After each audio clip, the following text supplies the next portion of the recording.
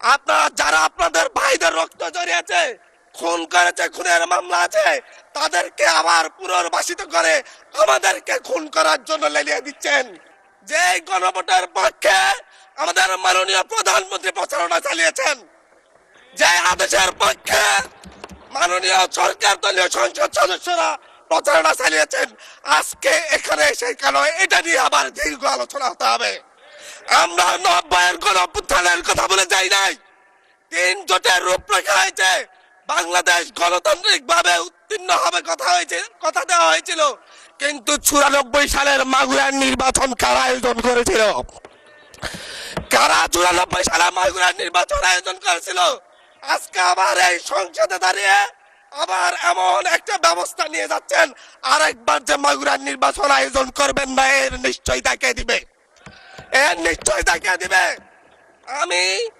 আমি আমার সবচাইতে কম বয়সী প্রার্থী হিসাবে নিজের প্রার্থীটা জমা দিয়ে এলাকায় গিয়েছি প্রচারণা করতে। তিনবার হামলা শিকার হতে হয়েছে।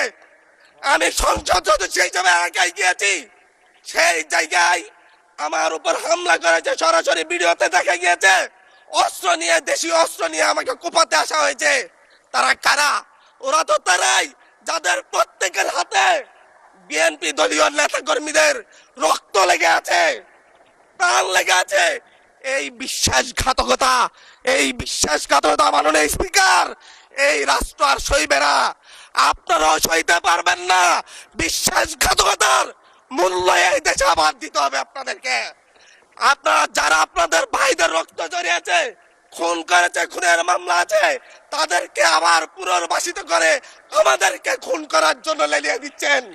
চট্টগ্রাম থেকে এক সাংগঠনিক নেতাকে পাঠিয়েছে অস্ত্র সহ আমাদের লোকজনের উপর হামলা করতে। ভোটের দিন সকালবেলা থেকে প্রত্যেকটা ভোট কেন্দ্রে